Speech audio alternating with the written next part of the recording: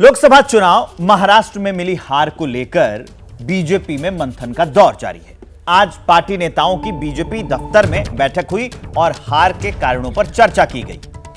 ABP news को जो जानकारी मिली है उसके मुताबिक पार्टी ने सभी 48 सीटों पर जीत हार की समीक्षा के लिए ऑब्जर्वर नियुक्त किया है। ये लोग महीने भर में अपनी रिपोर्ट पार्टी प्रमुख को देंगे।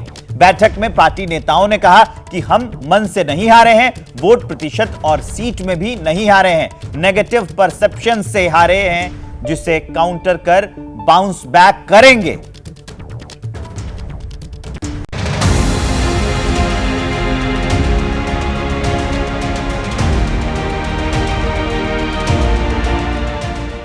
चुनाव नतीजों के बाद महाराष्ट्र में भी हार के कारणों की तलाश हो रही है। मुंबई में बीजेपी की समीक्षा बैठक में प्रदेश के तमाम बड़े नेता और संगठन के पदाधिकारी शामिल हुए। ये तस्वीरें उसी बैठक की हैं। इस बार बीजेपी को महज 9 सीटों पर संतोष करना पड़ा है।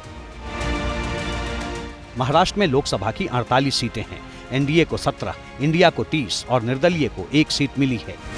यूपी के बाद बीजेपी को सबसे ज्यादा कहीं नुकसान हुआ है तो वो महाराष्ट्र ही है। सवाल ये है कि बीजेपी महाराष्ट्र में क्यों हारी। आरएसएस के मुखपत्र ऑर्गेनाइजर में लिखा गया है, महाराष्ट्र में जो राजनीतिक प्रयोग किया गया उसकी जरूरत नहीं थी। एनसीपी का अजित पवार वाला गुट बीजेपी के साथ आ गया, जबकि बीजेपी और विभाजित शिवसेना के पास पर्याप्त बहुमत था। एनसीपी में चचेरे भाई बहनों में जिस तरह की कलह चल रही है उससे शरद पवार 2-3 साल में ही फीके पड़ जाते।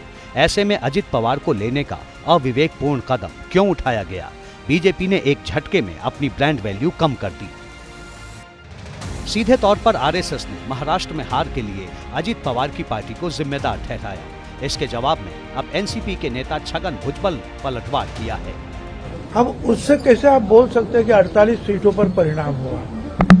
हमको तो 2 ही सीट मिले सही मायने में लड़ने के लिए। दूसरी बात ये मानता हूं कि थोड़ी सी जो है पीछे हट हुई है, मगर ये देश में दूसरे राज्यों में भी तो ये हुआ है। कोई भी बोल नहीं रहा था कि ऐसा यूपी में इतने पीछे बीजेपी आएगी, मगर आ गई। तो उसके कारण जो है ये सिर्फ अजित पवार गठ ये है, ये कहना मैं वाजिब नहीं समझता हूँ। महाराष्ट्र में बीजेपी 28 सीटों पर लड़कर 9 सीट जीती। शिंदे की शिवसेना 15 सीटें लड़कर 7 सीटें जीत पाई। अजित पवार की एनसीपी 4 सीटों पर लड़कर सिर्फ 1 सीट जीत पाई, जबकि आरएसपी 1 सीट पर लड़ी लेकिन हार गई। जबकि 2019 के लोकसभा चुनाव में भाजपा और उद्धव ठाकरे की शिवसेना का गठबंधन था, तब शिवसेना में कोई बंटवारा नहीं हुआ था। उस चुनाव में भाजपा ने 25 सीट लड़कर 23 सीटों पर जीत हासिल की थी और शिवसेना ने 23 सीटों लड़कर 18 सीटों पर जीत हासिल की थी।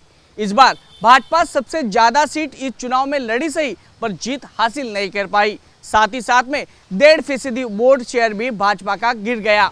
2019 के लोकसभा चुनाव में बीजेपी को 27.84% वोट मिले थे। 2024 के लोकसभा चुनाव में आंकड़ा 26.18% रह गया। 2 दिन पहले ही मुख्यमंत्री एकनाथ शिंदे ने राज्य में एनडीए की हार के लिए 400 वाले नारे पर ठीकरा फोड़ा था। कुछ फॉल्स नैरेटिव सेट करने की वजह से ये कुछ जगह पर हमें नुकसान हुआ है। महाराष्ट्र में भी नुकसान हुआ है। संविधान बदलेंगे, ये होगा, रिजर्वेशन जाएगा, फलाना होगा, कुछ भी नहीं होने वाला था।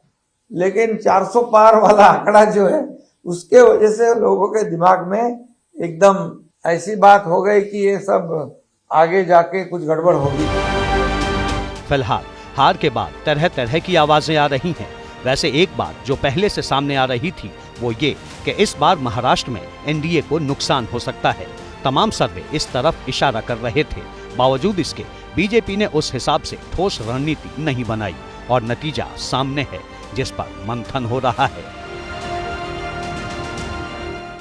महाराष्ट्र में आने वाले दिनों में विधानसभा का चुनाव होने जा रहा है। ऐसे में भाजपा के सामने कार्यकर्ताओं का मनोबल बढ़ाने की बड़ी चुनौती होगी। हार के बाद आरोपों का दौर शुरू हो गया है। यह भाजपा के लिए चिंता बढ़ाने वाली है। मंत्रिमंडल के विस्तार को लेकर पहले ही नाराजगी सामने आ चुकी है। तो देखिए महाराष्ट्र की सियासत में आगे आगे क्या क्या होता है।